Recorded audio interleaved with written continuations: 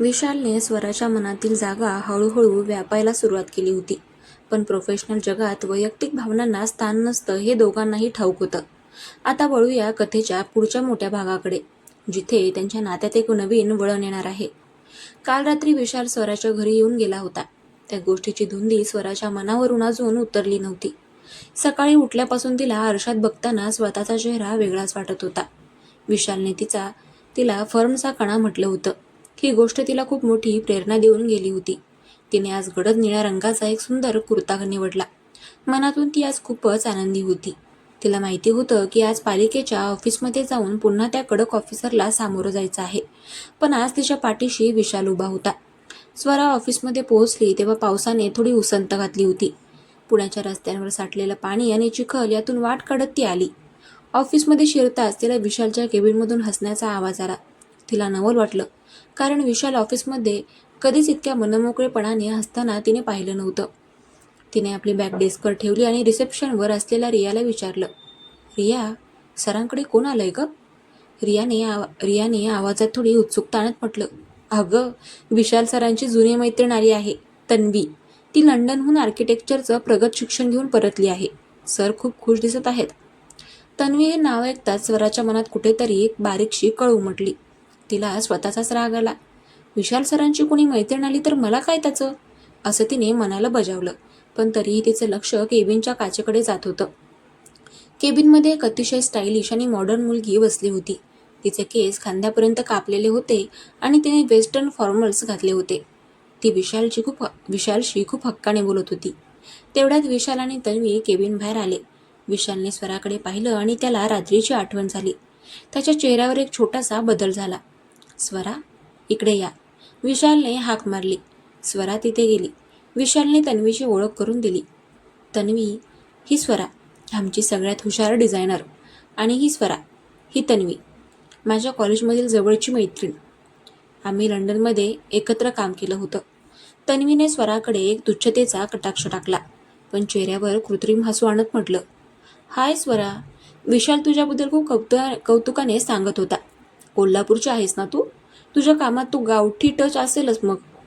तन्वीचे ते गावठी शब्द स्वराला टोचले, पण तिने स्वतःवर ताबा ठेवला. नमस्ते तन्वी मॅडम. गावाकडच्या माहितीचा टच असेल तर डिझाईन जास्त जिवंत वाटतं, असं मला वाटतं. विशालला वातावरणातला ताण जाणवला. त्याने चटकन विषय बदलला. तन्वी, तू आज माझ्यासोबत पालिकेच्या ऑफिसला चल. तिथे खुराणांच्या प्रोजेक्टबद्दल थोडं बोलायचं आहे. तुझ्या लंडनच्या अनुभवाचा तिथे उपयोग होईल. आणि स्वरा स्तब्ध झाली. विशालने काल त्याला सांगितलं होतं की आपण दोघे मिळून जाऊ, पण आता तो तन्वीला घेऊन जाणार होता. सर, मी ते नवीन पेपर्स तयार ठेवले आहेत, स्वरा हळू आवाजात म्हणाली. ठीक आहे स्वरा, ते पेपर्स तन्वीकडे द्या. तिला सगळं समजावून सांग. तन्वी, तू ते चेक कर आणि मग आपण निघूया, विशालने सांगितलं आणि तो आपल्या लॅपटॉपमध्ये बघू लागला. स्वराला खूप अपमानित वाटलं. तिने 4 रात्री जागून केलेलं काम आता एका अनोळखी व्यक्तीला चेक करायला दिलं जात होतं. तिने निमूटपणे फाईल तन्वीकडे दिली. तन्वीने फाईलची पाने पालटली आणि एक तिरकस हसू दिलं. विशाल, यात खूप चुका आहेत रे. आजकालचे मुलं बेसिक विसरतात. तू टेन्शन घेऊ नकोस, मी हे अर्ध्या तासात नीट करते. विशालने तन्वीवर विश्वास टाकला. ते दोघं फाईल घेऊन निघून गेले. स्वरा आपल्या डेस्कवर बसली होती. तिचे हात थरथरत होते. तिला विशालचा राग येत होता की स्वतःच्या नशिबाचा, हे तिला कळत नव्हतं. तिला वाटलं होतं की विशाल सरांना तिच्या कामावर विश्वास आहे, पण तन्वी येताच तो विश्वास कुठेतरी हरवला होता. दुपारचे 3 वाजले होते. स्वराने काहीही खाल्लं नव्हतं. तिला कामात लक्ष लागत नव्हतं. तेवढ्यात विशाल आणि तन्वी ऑफिसमध्ये परतले. तन्वीच्या हातात विजयाची फाईल होती. विशाल, आय टोल्ड यू, माझं नाव ऐकल्यावर ऑफिसरने लगेच सही केली. लंडनचं सर्टिफिकेट खूप कामाला येतं, तन्वी जोरात बोलत होती, जेणेकरून पूर्ण ऑफिसला ऐकू जाईल. विशालने स्वराकडे पाहिलं. स्वरा, प्रोजेक्ट मंजूर झाला आहे. तन्वीने जे काही बदल केले ते ऑफिसरला खूप आवडले. आता तुम्ही ह्या नवीन ड्रॉइंग्सवर काम सुरू करा. स्वराने ती नवीन फाईल उघडून पाहिली. तिचे डोळे विस्पारले. तन्वीने स्वराच्या त्या मधल्या चौकाची जागा काढून तिथे एक एक्स्ट्रा केबिन दिली होती आणि निसर्गासाठी ठेवलेली जागा पूर्णपणे काढून टाकली होती. ते आता एक निर्जीव सिमेंटचं बांधकाम वाटत होतं. पण सर, यात तो सोल उरलाच नाहीये जो देशपांडे सरांना आवडला होता, स्वरा कळवळून म्हणाली. स्वरा, प्रोजेक्ट मंजूर होणं महत्त्वाचं होतं. तन्वीला माहिती आहे मार्केटला काय हवं असतं. तुम्ही फक्त काम पूर्ण करा. विशालचा आवाज पुन्हा एकदा कडक झाला होता. स्वरा काहीही बोलली नाही. तिने लॅपटॉप बंद केला आणि आपली बॅग उचलली. सर, माझी तब्येत थोडी ठीक नाहीये. मी आज घरी जाते. विशालला काहीतरी बोलायचं होतं, पण तन्वीने त्याचा हात पकडला आणि म्हटलं, चल विशाल, सेलिब्रेशन तर बनतंच. आपण आज डिनरला जाऊया. स्वरा ऑफिस बाहेर पडली. बाहेर पुन्हा पाऊस सुरू झाला होता. आज तिच्याकडे छत्री नव्हती, पण तिला भिजण्याची भीती वाटत नव्हती. मनातील दुःखापुढे बाहेरचा पाऊस खूपच कमी होता. तिला विशालच्या त्या शब्दांची आठवण झाली. तुम्ही या फर्मचा कणा आहात. कणा जो सहज मोडून टाकता येतो. स्वरा मनाशीच फुटफुटली. रात्री स्वरा घरी होती. तिने जेवण सुद्धा केलं नाही. तिचं मन अस्वस्थ होतं. तिला वाटत होतं की विशालने किमान एकदा तरी तिला विचारलं असतं की तुला हे मान्य आहे का. त्याने तन्वीच्या शब्दाला जास्त किंमत दिली होती. तेवढ्यात तिच्या दारावरची बेल वाजली. स्वराला वाटलं कदाचित आईबाबांपैकी कोणीतरी असेल किंवा शेजारी असतील. तिने दरवाजा उघडला. समोर विशाल उभा होता. तो पूर्णपणे भिजला होता. त्याच्या हातात काही पार्सल होते. सर, तुम्ही इथे? स्वरा थक्क झाली. तन्वीसोबत डिनरला गेलो होतो, पण तिथे माझं लक्ष नव्हतं. मला माहिती आहे तू रागावली आहेस. विशालने थेट मुद्द्याला हात घातला. मी का रागवू सर? तुम्ही बॉस आहात. तुम्हाला हवं ते तुम्ही करू शकता, स्वरा म्हणाली आणि तिने नजर वळवली. विशाल आत आला आणि त्याने पार्सल टेबलावर ठेवलं. स्वरा, तन्वी माझी मैत्रीण आहे, पण कामाच्या बाबतीत मी अजूनही तुझ्यावरच विश्वास ठेवतो. मला माहीत होतं की तिने केलेले बदल तुला आवडणार नाहीत, पण पालिकेची मंजुरी मिळवण्यासाठी काही गोष्टी तडजोड म्हणून कराव्या लागतात. मंजुरी मिळाली की आपण पुन्हा आपल्या मूळ डिझाईनकडे वळू शकतो. स्वराने त्याच्याकडे पाहिलं. तुम्ही मला हे आधी का नाही सांगितलं? कारण तिथे तन्वी होती. मला तिला कमी लेखायचं नव्हतं, पण मला तुलाही गमवायचं नव्हतं, विशालने शांतपणे सांगितलं. त्याने ते पार्सल उघडलं. त्यामध्ये गरमागरम पिझ्झा होता. मला माहीत आहे तू काही खाल्लं नसेल. चल, आपण हे शेअर करूया. स्वराचं मन पुन्हा एकदा हळवं झालं. विशाल तिला किती चांगल्या प्रकारे ओळखत होता. ते दोघं तिथेच बसून पिझ्झा खाऊ लागले. सर, तन्वी मॅडम तुमच्या आयुष्यात खूप महत्त्वाच्या आहेत का? स्वराने न राहून विचारलं. विशालने पिझ्झाचा तुकडा खाली ठेवला. एक काळ होता जेव्हा आम्ही लग्न करणार होतो, पण तिला लंडनमध्ये राहायचं होतं आणि मला भारतात येऊन स्वतःचं काहीतरी उभं करायचं होतं आणि आमच्या वाटा वेगळ्या झाल्या. आता ती फक्त एक जुनी मैत्रीण आहे. विशालने हे इतक्या सहजतेने सांगितलं की स्वराच्या मनावरचं दडपण कमी झालं. स्वरा, आयुष्यात अनेक लोक येतात आणि जातात, पण काही लोक असे असतात जे आपल्या कामातून आणि विचारातून आपल्या मनात घर करतात. तू तशी आहेस, विशालने तिच्या डोळ्यात बघून म्हटलं. खोलीत आता फक्त पावसाचा आवाज येत होता. स्वरा आणि विशाल एकमेकांच्या खूप जवळ होते. विशालने तिचा हात हातात घेतला. त्याचे हात उबदार होते.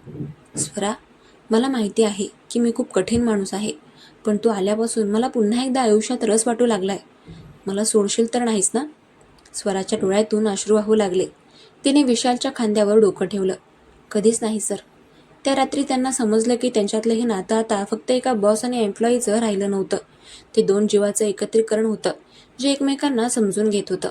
पण त्यांना माहिती नव्हतं की तन्वी इतक्या सहजासहजी हार मानणारी नव्हती. विशालला पुन्हा आपल्या आयुष्यात मिळवण्यासाठी ती कोणतीही चाल खेळायला तयार होती. विशाल आणि स्वरा यांच्यातील नात्याची गुंफण आता अधिक गडद होऊ लागली होती. पण तन्वीच्या येण्याने या प्रवासात एक अनपेक्षित वादळ निर्माण झालं होतं. स्वराला आता केवळ तिच्या कामासाठीच नाही तर तिच्या अस्तित्वासाठीही लढा द्यायचा होता. पुण्यातल्या पावसाने आता रौद्ररूप धारण केलं होतं. बाणेरच्या रस्त्यांवर गुडघाभर पाणी साचलं होतं आणि वीज पेस्टच्या काचेच्या इमारतीवर विजांचा कडकडाट स्पष्टपणे जाणवत होता. स्वरा आज ऑफिसला थोडी उशिरा पोहोचली. काल रात्री विशाल तिच्या घरी येऊन गेल्यानंतर तिला नीट झोप लागली नव्हती.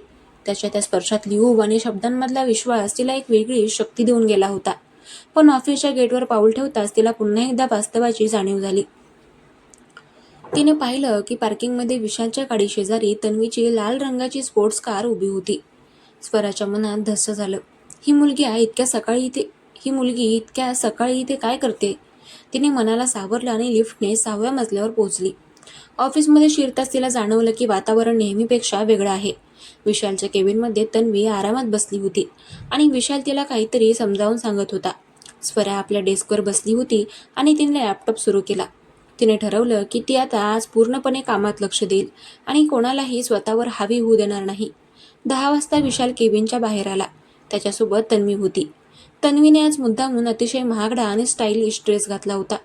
स्वरा, इकडे या. विशालने हाक मारली. त्याच्या आवाजात रात्रीची ती मवाळता आता नव्हती. ऑफिसमध्ये तो पुन्हा एकदा तोच शिस्तप्रिय बॉस झाला होता. स्वरा तिथे गेली. तन्वीने तिच्याकडे बघून एक तिरकस स्मितहास्य दिलं. स्वरा, विशालने मला सांगितलं की तुला माझ्या डिझाईनमधले बदल आवडले नाहीत. पण बघ, आज आपल्याकडे नवीन क्लायंट्सची रांग लागली आहे. मार्केटला काय हवंय हे तुला अजून समजायचंय. विशालने हस्तक्षेप केला. स्वरा, तन्वी आजपासून आपल्या फर्ममध्ये कन्सल्टंट म्हणून काम करणार आहे. आपल्याला एका मोठ्या मॉलचं प्रोजेक्ट मिळाले. मला हवंय की तुम्ही दोघींनी मिळून यावर काम करावं. आणि स्वरा स्तब्ध झाली. मिळून काम करायचंय? म्हणजे तन्वीच्या हाताखाली काम करण्यासारखंच होतं ते. पण तिने शांतपणे मांडू लावली. ठीक आहे सर. आणि विशाल तिथून निघून गेला. तन्वी स्वराच्या जवळ आली आणि हळू आवाजात म्हणाली, विशालला काय वाटतंय हे मला माहीत नाही. पण एक गोष्ट लक्षात ठेव, तो माझा होता आणि राहील. तू फक्त एक साधी एम्प्लॉई आहेस. स्वतःची लायकी ओळखून राहा. तन्वीचे हे शब्द एखाद्या विषासारखे स्वराच्या कानात घुसले. पण स्वरा काहीच बोलली नाही. तिने सरळ आपल्या कामावर लक्ष केंद्रित केलं. दुपारची वेळ झाली होती. ऑफिसमध्ये सर्वजण जेवायला गेले होते. स्वरा एकटीच बसून मॉलचे नकाशे तपासत होती. तिला जाणवलं की तन्वीने जे काही प्लॅन्स बनवले आहेत त्यामध्ये सुरक्षेचे अनेक नियम पायदळी तुडवले आहेत. पण दिसायला सुंदर असावं म्हणून तिने एक्सिलेटर आणि आपत्कालीन दरवाजांची जागा बदलली होती. स्वराला राहवलं नाही. ती तडक विशालच्या केबिनमध्ये गेली. विशाल तिथे काही फाईल्स बघत होता. सर, मला मॉलच्या डिझाईनबद्दल काहीतरी बोलायचं आहे, स्वरा म्हणाली. बोला स्वरा. विशालने चष्मा खाली ठेवला. सर, तन्वी मॅडमने जे एक्सिलेटर दिले आहेत त्यामुळे गर्दीच्या वेळी तिथे चेंगराचेंगरी होऊ शकते. आणि आपत्कालीन दरवाजासमोर त्यांनी शोभेच्या वस्तू ठेवल्या आहेत. हे नियमांच्या विरोधात आहे, स्वराने तांत्रिक मुद्द्यांसह स्पष्ट केलं. विशालने नकाशे पाहिले. त्यालाही त्यातली जोखीम जाणवली. तुम्ही म्हणताय ते बरोबर आहे. मी तन्वीशी बोलतो यावर. विशालने तन्वीला केबिनमध्ये बोलावलं. तन्वी येताच तिने स्वराकडे रागाने पाहिलं. विशाल, काय झालं? विशालने तिला स्वराचे मुद्दे सांगितले आणि तन्वी जोरात हसली. ओ कम ऑन विशाल, ही कोल्हापूरची मुलगी मला आर्किटेक्चर शिकवणार? लंडनमध्ये आम्ही अशाच पद्धतीचे मॉल्स बांधतो. स्वरा, तू फक्त तुझे काम कर. माझ्या कामात नाक खुपसू नकोस. पण तन्वी, नियमावली महत्त्वाची आहे, विशाल बोलण्याचा प्रयत्न करत होता. विशाल, तुला माझ्यावर विश्वास नाही का? जर तुला वाटत असेल की ही मुलगी माझ्यापेक्षा जास्त हुशार आहे तर मी आत्ता हे प्रोजेक्ट सोडून निघून जाते. तन्वीने भावनिक ब्लॅकमेलिंग सुरू केलं आणि विशाल पेसात पडला. तन्वीने कॉन्टॅक्ट्स आणि तिचं नाव फर्मसाठी महत्त्वाचं होतं. त्याने स्वराकडे पाहिलं. स्वरा, तन्वीला या क्षेत्रामध्ये जास्त अनुभव आहे. आपण सध्या तिच्या डिझाईनप्रमाणे पुढे जाऊया. जर काही अडचण आली तर बघू.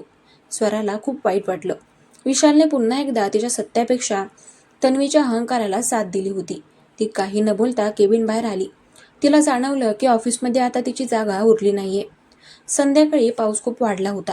ऑफिस संपण्याची वेळ झाली होती. तन्वी विशालच्या केबिनमध्ये जाऊन बसली. विशाल, आज आपण माझ्या घरी जाऊया का? आईने तुला जेवायला बोलावलंय. विशालला जायचं नव्हतं, पण तन्वीने इतका आग्रह धरला की त्याला नकार देता आला नाही. ते दोघंही एकत्र बाहेर पडले आणि स्वरा आपल्या डेस्कवर बसून हे सर्व पाहत होती. तिच्या डोळ्यातून एक टिपूस ओघळला. तिला वाटलं की विशाल सरांनी किमान एकदा तरी तिला विचारलं असतं की तिला कसं वाटतंय. ती तशीच पावसात भिजत बसस्टॉपवर आली. आज तिला बसमध्ये विशाल मिळाला नाही. तिचं मन खूप जड झालं होतं. घरी गेल्यावर तिने आईला फोन केला आणि खूप रडली. स्वरा, काय झालं गं? आईने काळजीने विचारलं. काही नाही आई, कामाचा थोडा ताण आहे, स्वराने खोटं सांगितलं. रात्रीचे 11 वाजले होते. स्वराच्या दारावर पुन्हा एकदा थाप पडली. तिला वाटलं पुन्हा विशाल आला असेल. तिने उत्साहाने दरवाजा उघडला, पण समोर तन्वी उभी होती. तिच्या हातात विशालचा फोन होता. तन्वी मॅडम, तुम्ही इथे? स्वरा थक्क झाली. विशाल माझा फोन कारमध्ये विसरला होता आणि तो तुझ्याशी बोलायचा प्रयत्न करत होता म्हणून मी आले. हे बघ स्वरा, विशालला तुझ्याबद्दल सहानुभूती वाटत असेल, पण प्रेम नाही. तो माझ्या घरी आहे आणि आम्ही पुन्हा एकत्र येण्याचा विचार करतोय. त्यामुळे तू मध्ये पडणं बंद कर. तन्वीने खोटं सांगितलं. विशाल खरं तर आपल्या घरी होता आणि त्याने फोन तन्वीच्या कारमध्ये विसरला होता. त्याचा फायदा तिने घेतला होता. स्वराला हे माहिती नव्हतं. तिला वाटलं विशाल खरंच तन्वीसोबत आहे. तुम्ही जाऊ शकता, स्वरा शांतपणे म्हणाली आणि तिने दरवाजा बंद केला. त्या रात्री स्वराची झोप पूर्णपणे उडाली होती. तिला वाटलं की ती विशालसाठी फक्त एक प्रकल्प होती. तिला स्वतःचा तिरस्कार वाटू लागला. तिने ठरवलं की ती आता गप्प बसणार नाही. दुसऱ्या दिवशी ऑफिसमध्ये एक मोठा अपघात झाला. मॉलच्या साईटवर काही भाग कोसळला होता. सुदैवानं कोणाला दुखापत झाली नव्हती, पण स्ट्रक्चरल फॉल्टमुळे महानगरपालिकेने फर्मवर दंड ठोठावला होता आणि विशाल प्रचंड चिडला होता. त्याने मीटिंग बोलावली. हे कसं झालं? मी कोणाला सांगितलं होतं ते चेक करायला? तन्वी गप्प होती. तिने सगळा द्वेष स्वरावर ढकलण्याचा प्रयत्न केला. विशाल, मी स्वराला सांगितलं होतं की ते कॅल्क्युलेशन पुन्हा एकदा चेक कर, पण तिने केलं नाही वाटतं. विशालने स्वराकडे रागाने पाहिलं. स्वरा, हे खरं आहे का? स्वरा उठली. तिचे डोळे आता शांत होते, पण त्यामध्ये एक वेगळीच धार होती. तिने आपल्या बॅगेतून एक फाईल काढली आणि विशालच्या समोर आदळली. सर, हे बघा, मी परवाच तुम्हाला आणि तन्वी मॅडमला ईमेल केला होता की या डिझाईनमध्ये धोका आहे. माझ्याकडे त्या ईमेलची प्रिंट आहे आणि मी फाईलवर माझ्या नोट्सही दिल्या होत्या. पण तन्वी मॅडमने मला सांगितलं की मी नाक खुपसू नये. मी माझं काम चोख केलं होतं, पण तुमच्या विश्वासाने दगा दिला. विशालने ती प्रिंट पाहिली. त्याचे पाय कापायला लागले. स्वराने त्याला आधीच सावध केलं होतं, पण त्याने तन्वीच्या सांगण्यावरून तिच्याकडे दुर्लक्ष केलं होतं. विशाल, ती खोटं बोलते, तन्वी ओरडली. पुरे झालं तन्वी, विशाल जोरात ओरडला. पूर्ण ऑफिस हादरलं. स्वराचं काम आणि तिची निष्ठा यावर मी कधीच शंका घ्यायला नको होती. तन्वी, तू आत्ताच्या आत्ता हे ऑफिस सोडून जा. मला तुझ्यासारख्या डिझायनरची गरज नाही. तिचा इगो लोकांच्या जीवापेक्षा मोठा आहे. तन्वी अपमानाने लाल झाली आणि तिथून निघून गेली. ऑफिसमध्ये पुन्हा एकदा शांतता पसरली. विशाल स्वराच्या जवळ आला. स्वरा, मला माफ करा, मी पुन्हा एकदा चुकलो. स्वराने आपली बॅग भरली. सर, माफी नकोय. मला फक्त इतकंच सांगायचं होतं की मी गावठी असेन, पण माझं काम खरं आहे. मला वाटतं की मला आता थोडा ब्रेक हवाय. विशाल तिला थांबवणार होता, पण स्वरा कोणाचंही न ऐकता ऑफिस बाहेर पडली. तिला आता स्वतःला शोधायचं होतं. विशालला समजलं होतं की त्याने हिरा गमावला आहे. पाऊस अजूनही सुरूच होता, पण स्वराच्या मनात आता लख्ख प्रकाश होता. तिला समजलं होतं की कोणावरही अवलंबून राहण्यापेक्षा स्वतःच्या कर्तृत्वावर विश्वास ठेवणं जास्त महत्त्वाचं आहे. विशाल खिडकीपाशी उभा राहून तिला जाताना बघत होता. त्याच्या डोळ्यामध्ये आता पश्चातापाचे अश्रू होते. त्याने मनोमन ठरवलं की तो स्वराला पुन्हा एकदा सन्मानाने परत आणेल, पण आता रस्ता खूप कठीण होता. तुम्हाला काय वाटतं? विशाल आता काय करेल आणि स्वरा वापस येईल का ऑफिसमध्ये? कमेंट करून नक्की कळवा. आणि आजचा भाग आवडला का ते कमेंट करून सांगा. भेटूया उद्याच्या भागात. चलो बाय.